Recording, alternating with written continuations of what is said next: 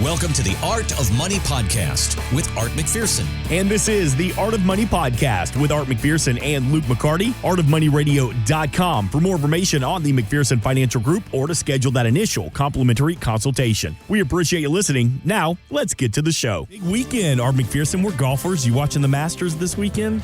I am. How much one fun? of my favorite golf tournaments to watch. Have you played? Not played. Have you been there? I have not played it. That is a bucket list item for sure. I'd love the opportunity to do that. I have been there 3 times. You know, I had one of my old bosses from an old radio company I worked for, and he was high up. I mean, this guy had a very high net worth. He got invited to play Augusta National from a member. Hey, come play around. And my old boss said, no, I'm good. What? I'm like, why? He's like, yeah, I'm just not much of a golfer. I don't care if you didn't even know. I don't care if you've never watched the day of, never played Tiger Woods. I don't care if you never heard of PGA. Somebody says you want to play Augusta National, you play Augusta National. Absolutely. Unbelievable. Speaking of the Masters and Augusta National, rumored to only be about 300 members. You can't buy your way in. You got to be invited to join. So, Art McPherson, let me ask you this question. When it comes to members, how many clients do you currently serve at the McPherson Financial Group? A lot of people, before they make the call, they just want to know that I'm not just going to be another number to the McPherson Financial Group. No, you won't, because we have a very limited capacity. So the way we have set up our firm, we're a boutique firm. So we're not a firm like a Wells Fargo, where they're large institutional firms. We're a boutique firm. We know who we are. So we provide a lot of service and we give you a lot of one-on-one attention. And when you come in the first time, it's just to meet us. You don't have to make any decisions. Usually it's the second or third appointment before you make a decision on whether or not you want to hire the firm.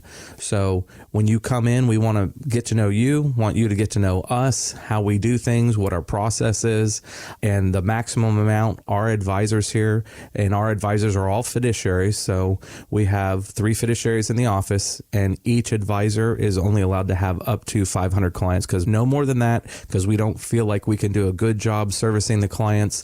Any more than that, it's too difficult to handle. 321-425-8550.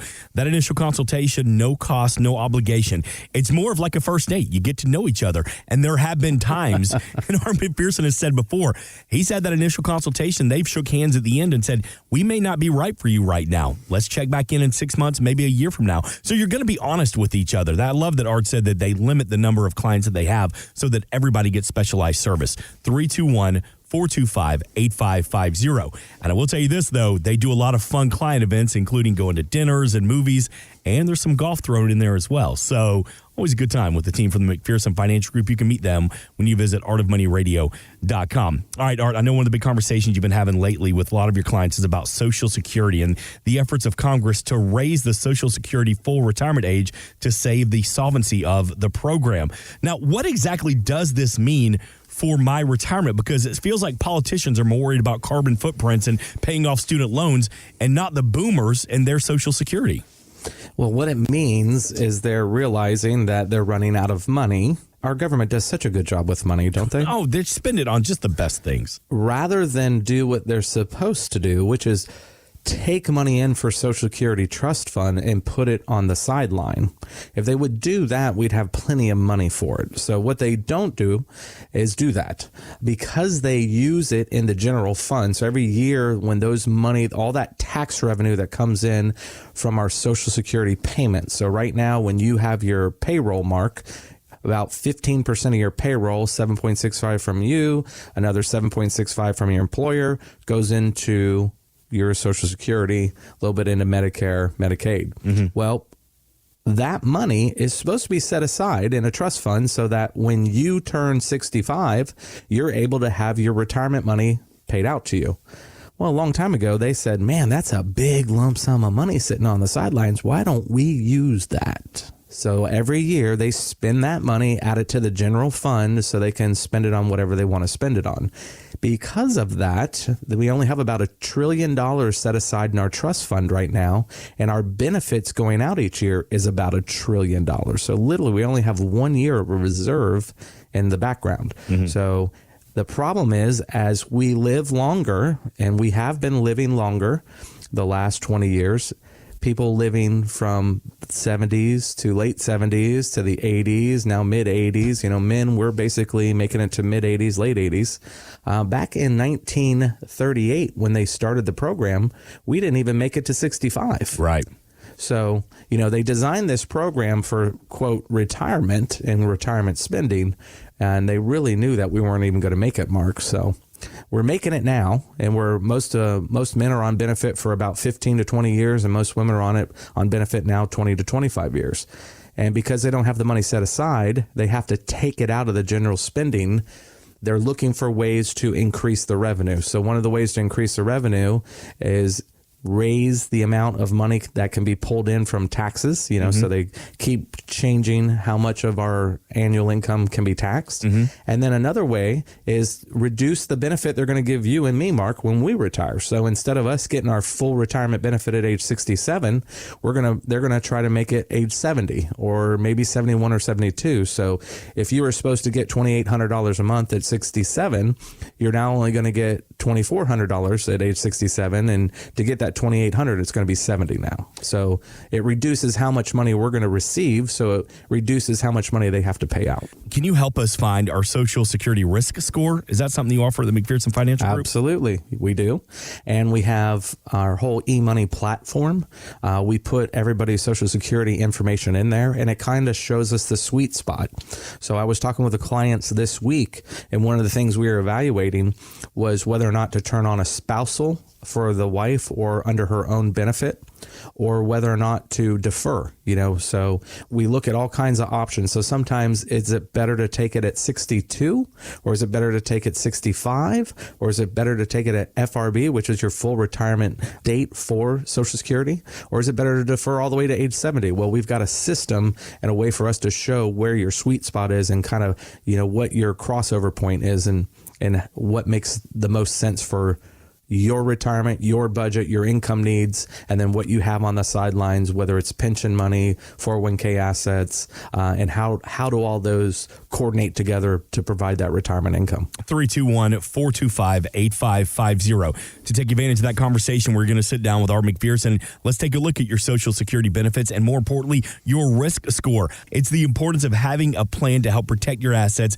and build retirement income. 321-425-8550. Would it be safe to say that a lot of the congressmen and women, they are about the ages of retirees, so they want the benefits of Social Security, but the upcoming crop of politicians are younger and they just don't care about it as much? Is that safe to say? If they serve one term, which is 4 years in the Senate, yeah, they have a pension for the rest of their life. Oh.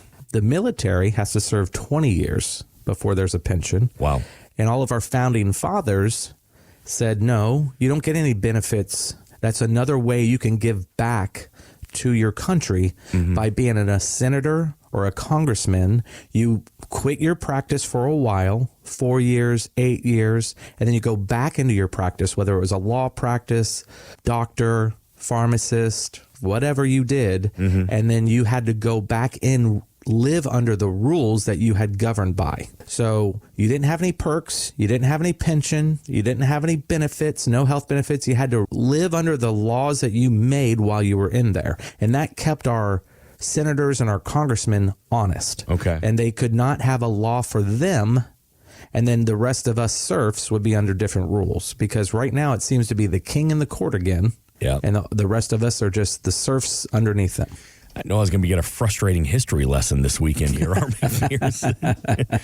But it's important to know the power of a plan, and the team of the McPherson Financial Group can help you customize that plan. No cost, no obligation to you. Now, Art McPherson, I know that you are a big collector of motorcycles. I am. But are you a car guy too, or is it just Harleys? Oh, I am a car guy. All right.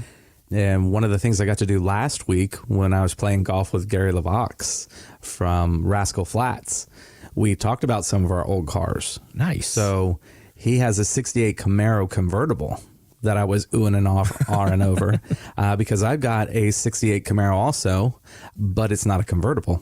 So I am very much into old cars. So my dad kind of ruined me on that. When I was a young kid, pretty much since I was in diapers, I was going to car shows. He was a former president of our pre-48 old car club a couple times throughout the years. And he always had an old car completely immaculately done, and then one he was working on. And the thing, when I was a kid, I didn't understand this, but he would work on restoring that one and be in and out of body shops and all the different things. And we were driving the other car that he had finished for a couple years. And then when the other car would get done, he would sell that other one and then start working on another project. Nice. About every 2 to 3 years, we'd have a brand new old car, so we had 55 Chevy, 56 Chevy, 57 Chevy, and the 55 was a hard top, and then the 56 was a convertible, one of my favorite cars that he had. But he had 34 Fords, 32 Fords, 38 Buick, sedans, you name it. He had just about everything you can imagine. And I loved going to the car shows. So as I got older and I could afford to have cool things, I needed to get a garage that could store cool things. So my initial was get a garage for the motorcycles, because as you know, I love motorcycles. Right. And there's a lot behind that. My dad and I started riding together. I didn't know how to ride a motorcycle, went and got my license after my mom passed away. So she was only 59 years of age. So my dad was fit to be tied. He was very, very sad that he lost my mom, and we just needed to do something, right? So getting out there, going on a motorcycle and riding was absolutely phenomenal for him. Good little bonding for you as well. Absolutely. Yeah. And we loved it. So went out and started riding. But I came to find that when I wanted to get another bike or a new bike, I liked my motorcycles more than the dealership. So what they wanted to give for me on that bike, and I knew what I paid for it brand new, I was like, no, I think I'll keep that. So I started keeping the motorcycles, and I ended up having a collection of them. Right. So now I want to have a motorcycle and car museum. So one of the things when I built in our other house, our first house here on South Tropical Trail, I built a garage with lifts in it so I could lift up the old cars. And one of my first old cars was from my 52 Ford F1. So I'd watched the show. I watch a lot of the classic car shows, and one of the guys had a 52 Ford, and I said, I want to get one. And I just happened to run across one, and that timing was right, and the car was right, and brought it home, and that started the collection. And now I've got a 1970 Chevelle RS SS Super Sport, and then I've got 1968 Camaro RS SS Rally Sport Super Sport. Both of them are 4 in the floor cars, which are a lot of fun. The big engines, 396, 442, and then my 52 F100. F1. It's last year they made the F1 before they went to the F100. It's got a big old 460 big block in it. And then Julie has a 1952 Dodge. So her truck kind of looks like a Mater because she wanted one that had patina, because she wanted to be able to throw stuff in the back and not worry about scratching it. And also, she took it to Home Depot that someone wouldn't open a door into it, and she would be freaking out. Right. So, because all my other cars are like that, they're super nice. You park it take them to the shows, and yeah, you're in the back end of the parking lot. Hey, well, I don't like to go to parking lots like that. I don't take that kind of a car. I mean, I take it to the office, take it to church, do our little Sunday drives, go to car shows. I don't really like parking it in parking lots because bad things can happen. If I've learned anything about you, Art McPherson, you work hard, very hard at the McPherson Financial Group, but you also play very hard as well, between your motorcycles and your cars and golf. That's great. And something else worth noting, too, is you talk about having a little museum for cars and motorcycles at your house. Inside of the McPherson Financial Group, you have your own little radio museum as well. It's almost like a little mini Rock and Roll Hall of Fame. Well, I've gotten, radio, we've been doing this for 9 years now, and I've gotten to meet so many great people. I've just got so many great memories. So we kind of have archived them and, created just like a wall of fame kind of thing.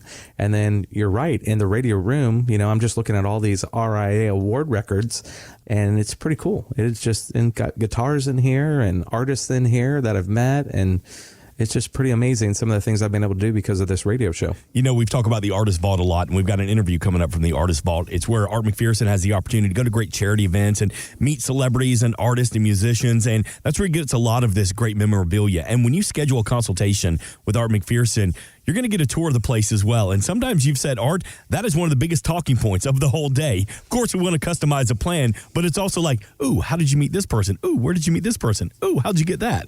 Yeah, and usually I've got great stories behind it. Yep. So, you know, I mean, like when Gary LaVox and I were playing over there at the TPC Sawgrass, number one, that is a gorgeous course to play. But when our birdie putt comes from a ball hit by my buddy Eddie that literally bounces out of the water over the wood, which I don't know how. I don't know if he hit a turtle. I don't know if he hit an alligator. I don't know what happened. There's no way a ball bounces out of the water like that. It just doesn't happen. It's not like he hit a worm burner where it's, you know, like skipping.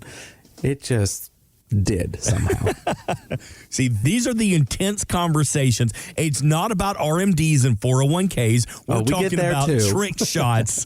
The McPherson Financial Group. No, it's just a great opportunity to see the great work that Art has done with a lot of charities across the community. When you schedule that initial consultation, no cost, no obligation to you, but you also walk with education, information, and a tour of the great shrine that Art McPherson has built at the home office of the McPherson Financial Group. artofmoneyradio.com. You can schedule that consultation on the homepage in just a couple of clicks, or 321-425-8550. Something else you're going to talk about, Art, with your clients and with the community is this looming recession. Now, the good news is we haven't heard about any new bank failures over the past week and a half. However, fund manager Al Lord was on Fox Business, and he said, unfortunately, higher interest rates are affecting commercial real estate now. We have $270 billion of commercial real estate loans that are maturing this year. When you look at who made those loans, well, 80% of commercial real estate loans are made by the small and regional banks. And then of those regional banks, it's about 38% of their whole portfolio is real estate loans. So it's going to be a problem. So banks are failing, unemployment, empty buildings. This all sounds like a recession, Art. What are the strategies to protect our assets and make a plan during a recession? Just make sure all your assets are not tied with the market fluctuations. The market will go up and the market will go back down. You know, that's just what happens. When the economy is expanding, the market is expanding. You know, we're going to see it grow. We're going to see those above average returns. We're going to see those 10s, the 12s, the 15s, the 20s. But when the economy is contracting, we're going to see the market contract. So we're going to see the losses like last year where the market was down 18% on the S&P 500. We're going to see those type of events. So make sure your money is not all going in lockstep, where last year, if you had, you know, even a target retirement fund where you were trying to be, you know, reasonable, you're not trying to manage your own money, you're letting the 401k platform kind of mix it for you and you're doing the right thing, you still might have lost 15 to 20% last year, depending on when your target retirement fund was dated. So sometimes we go through these periods of time that are just really off. We're trying to get a bounce back this year. Technically, I think there's lots of reasons to have a bounce back year, but then we've got a lot of headwinds too, like you just mentioned with recession. So it depends on what happens throughout the year, depends on what the Fed does with interest rates.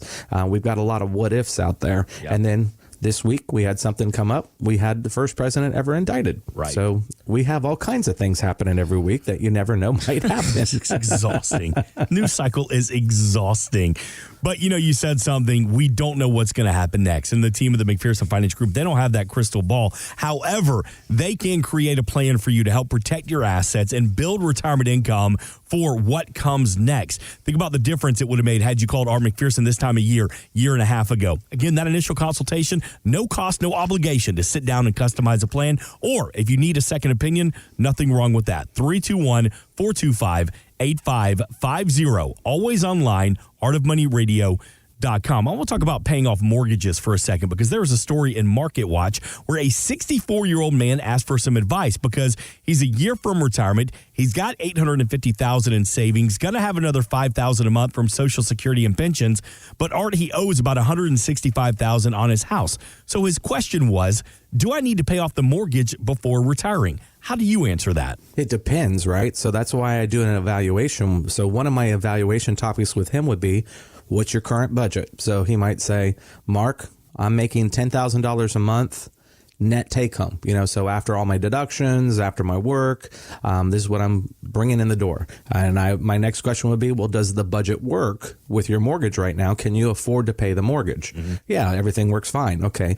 So then we would run the analysis. Can his 401k, can his pension, can his Social Security, if he's married, can his wife's Social Security, can all those things added up together provide that $10,000 a month that they need for that budget? If it can, there's a high probability he doesn't need to pay the house off, because if he takes $165,000 out of the 401k to pay it off, all that becomes taxable income. So yes, be careful by doing that. Even though paying the house off may be a really big goal, we might be able to do that over a 2 or 3 year period and have a minimal tax hit on it, where if he was to do it all at one time, on top of retiring, probably making more money that last year than he has made his entire work time, he might jump 2, 3, maybe even 4 tax brackets, and then have a lot of that tax has to be withheld from that distribution. So to pay off a $165,000 mortgage, he might have to pull $240,000, $250,000 out of his retirement nest egg to do that,